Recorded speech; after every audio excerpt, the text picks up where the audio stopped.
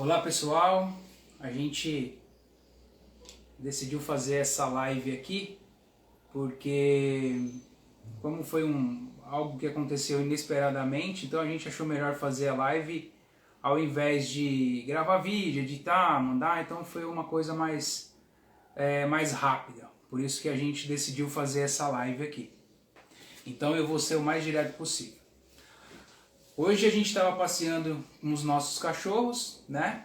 E um deles, né, a Fumaça, que é a mais novinha, estava farejando, estava em liberdade, né, com a guia, mas eu tinha liberado ela para farejar.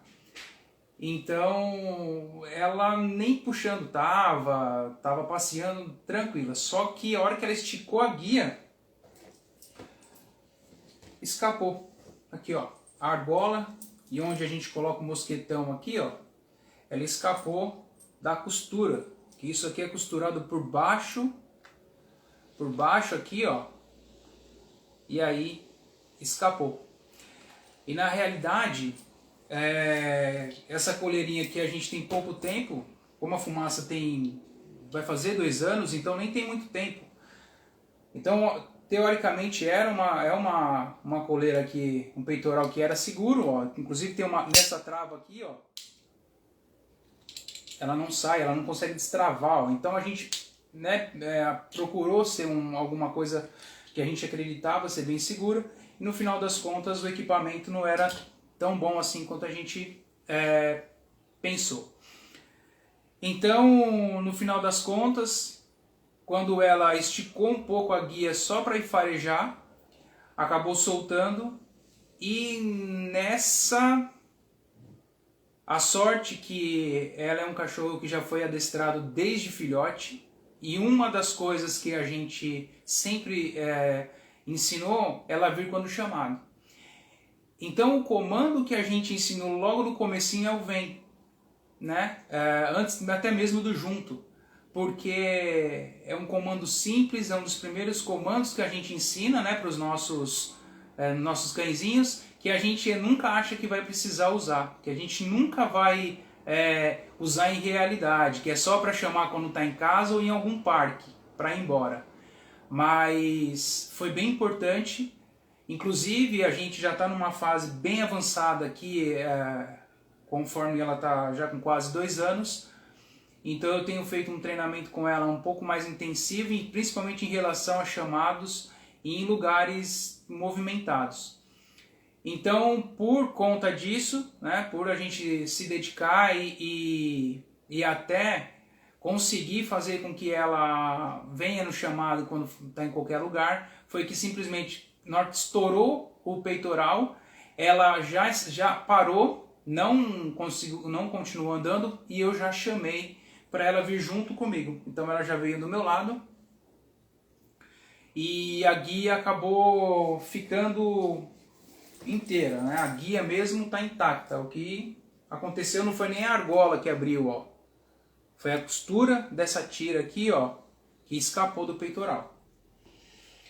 Então, quando ela foi até um pouquinho para frente, que ela continuou farejando, eu chamei, ela imediatamente parou, veio até mim. Inclusive a minha esposa, a Fernanda, ia começar a gritar. E aí eu pedi para ela esperar um pouquinho, não gritar, porque a gente, para não assustar, e a Fumaça estava treinadinha para conseguir vir até a gente. Então, eu vou mostrar mais uma vez aqui o peitoral, ó. Mais uma vez o peitoral, né? Ele tem 2 tiras aqui, e a tira não escapou, né? Aqui, ó. Então foi mais mesmo aqui, ó, nas costinhas onde fica a argola. Então a gente... Por isso que o adestramento de filhote é muito importante, porque o cachorro se prepara, a gente se prepara. Então minha esposa, a Fernanda, que está acostumada com os treinos que ela sabe que eu faço, que ela às vezes até questiona de tanto eu cobrar isso deles e dela, deles que eu digo dos nossos cães e dela, ela sentiu na pele hoje como é importante. Então ela também já se dedicou, já disse que agora a partir daqui para frente ela vai se empenhar mais e vai enxergar com outros olhos agora a parte do nosso adestramento aqui. Então, o que é importante é o que a gente tirou, né, de experiência com essa, que foi difícil, pessoal. O que a gente tirou dessa nossa experiência ruim? Primeiro de tudo, certificar que o equipamento é, né, de boa qualidade. Então, não é só porque ele é bonitinho, tá? Então, se certificar se ele é de boa qualidade. Ou ensinar desde filhote, ou desde o primeiro dia que você está com seu cãozinho em casa, que você ou comprou ou adotou, esses comandos de adestramento. Porque a gente, às vezes, ensina para o cachorro um comando que a gente nunca sabe, né, se vai usar. Então é importante a gente saber, né, e o que fazer ali na situação. Então, e confiar bastante também nos nossos cães, porque às vezes a gente deixa o nosso cãozinho fazer o que quiser, né? A gente vai deixando ele fazer, então se ele late, a gente acha bonitinho e dá o que quer. Se ele sai correndo, a gente sai gritando atrás. Então, o mais importante é a gente ensinar, né, se dedicar, porque isso pode salvar a vida dos seus cães. Tá? Então, numa situação que escapou a guia, a gente nem soltou. Né? Então, ele estava passeando aqui com a gente. Tô aqui, quero falar um negócio. Posso fazer uma colocação? A Fernanda Explica aí que eu sou a esposa gritona. Então, a Fernanda é a esposa que chegou até a gritar ali na hora do vamos ver. Do sufoco. Quero fazer uma colocação aqui, uma pergunta. Porque a gente acha que até, a Driggs, ela comentou, se isso acontecer com a Filó, é pernas para quem te quero.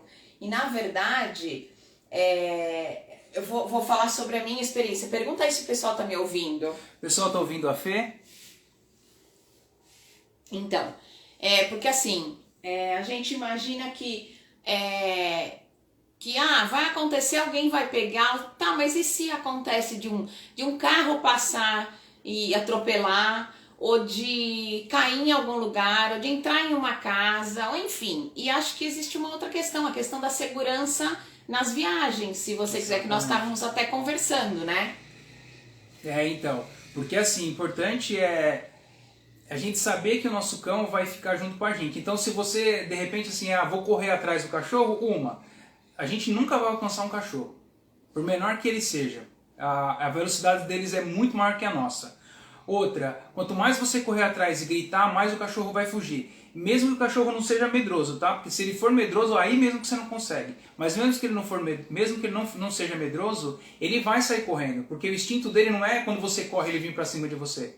Então, se a gente ensinar o cão que mesmo ele solto, tá? Porque um ensinamento que a gente tem aqui para os de casa a gente ensina todos a andar sem guia, mas eles não andam sem guia.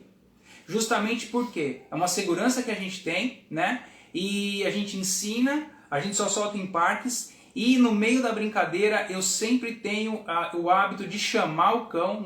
Eu às vezes deixo a brincadeira que ela está no auge, correndo atrás de outro, eu simplesmente chamo e o cão vem até mim. Vem, eu dou uma recompensa, no caso dos meus eu dou um beijo, né? Que a recompensa é um carinho, um beijo, que eles gostam, e imediatamente eu libero para brincar de novo.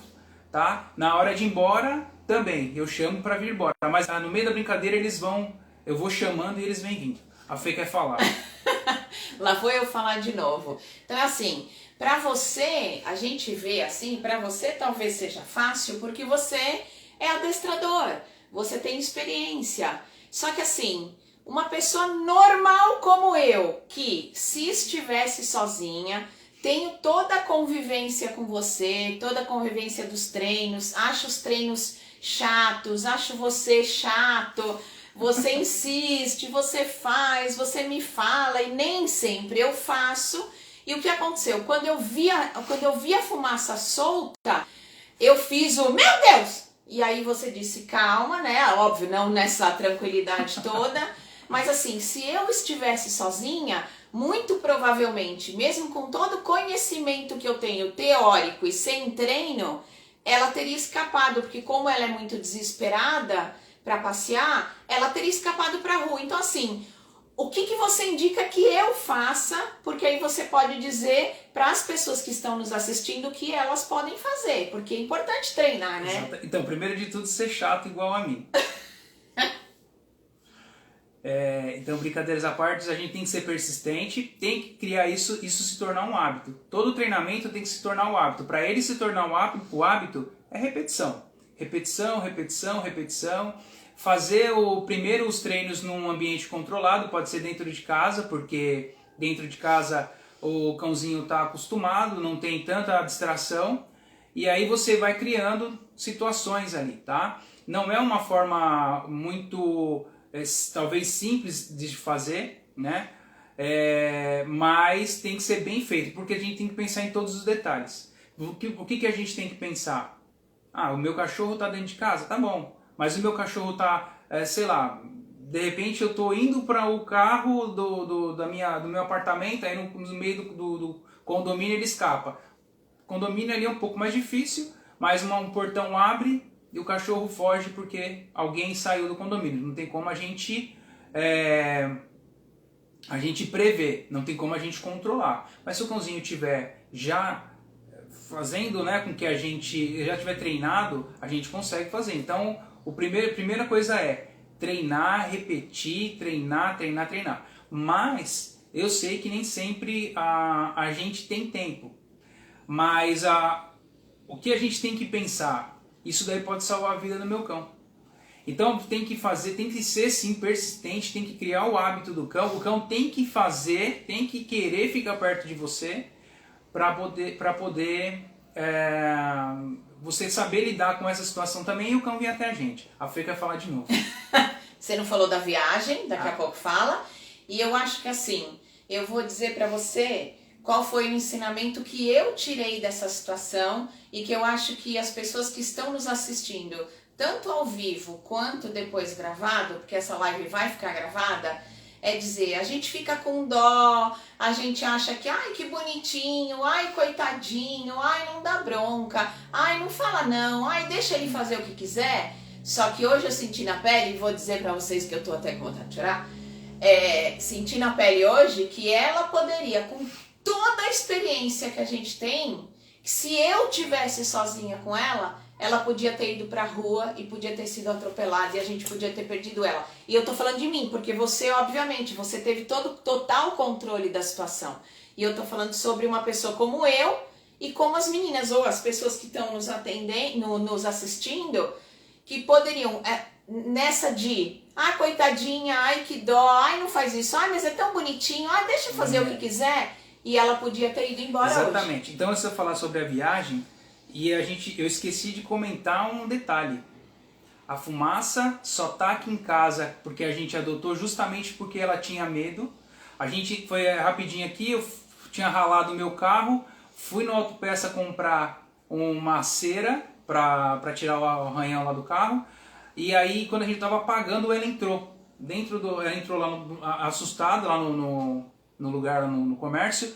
Ela entrou assustada, em pânico ali, e uma moça, uma atendente lá, pegou ela no colo. Aí eu perguntei se era dela, ela falou que não. Eu falei, né, pra Fê, eu falei, não tem condição da gente deixar. Uma avenida, então o histórico dela de fuga é alto. Até porque ela é um cachorro que ela tava com sarna, mas ela não tinha pulga, ela não tinha medo de pessoas. Então é um cachorrinho que a gente acredita que tinha algum dono, porque lá onde a gente achou, tem bastante morador de rua, então a gente acreditava que ela era ela tinha características que já tinha convivido com alguém, então, mas ela tem medo. Então, com o histórico de fuga dela, se eu não tivesse feito todo esse trabalho me dedicado, hoje podia acontecer uma tragédia, a gente podia estar fazendo aqui uma live ou colocando alguma coisa no Facebook para encontrar a nossa cachorrinha. Então não deixe de fazer os exercícios, sobre a viagem. Não deixe de fazer aqui o que foi passado, ou de repente quem está com adestramento aí, não deixe de fazer, escute aí seu adestrador. O grande problema, tá? Eu vou até dar uma desabafada agora aqui. O grande problema que eu tenho com os meus adestramentos é a falta de compromisso dos tutores. Muitos deles, eles querem um cachorro pronto, eles não querem se envolver com o cachorro, eles não querem construir. E eu vou falar aqui de uma pessoa que é bem importante para mim. Desculpa, pessoal. É que foi punk. Vem aqui, mamãe. É que foi difícil. O bicho grilo. Né, meu amor? Uma pessoa que foi bem importante para mim, que é uma cliente que virou amiga, que é a Paula. Ela tá aqui. Ela tá aqui. A Paula fazia uma vez por semana a aula aqui com a gente, fazia comigo. Foi um dos meus primeiros clientes, há uns 10 anos atrás aí. Mais de 10 anos eu acho. Mais. E ela se dedicava tanto que ela é minha referência até hoje de cliente. Toda vez que eu tenho um cliente que se dedica, eu lembro da Paula. Porque era uma vez por semana. Uma vez por semana. Que eu treinava com ela, que eu treinava e pedia para ela fazer e ela fazia. Então eu tenho muito orgulho de ter tido ela como uma cliente, uma amiga, né? E os cachorros eu vejo ela, o carinho que ela tem. E tem cliente às vezes que a gente faz todo dia aula, todo dia, e eles não se dedicam.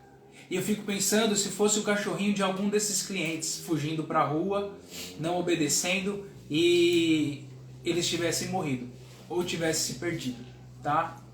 Então, o que a gente tirou de lição aqui, inclusive a minha esposa agora não vou precisar mais puxar a orelha dela, que ela vai se dedicar mais a fazer os treinos, tá? Como ela disse, a gente tem dó, mas a gente tem que ter dó se o nosso cachorro fugir ou for atropelado. Então, se agora a gente vai falar de uma viagem, se a gente for viajar, imagina que o seu cão está numa situação que ele nunca viu, que ele não está acostumado, né? Viajando a primeira vez. Então, se você estiver fazendo um passeio desse num lugar que ele não conhece, tchau.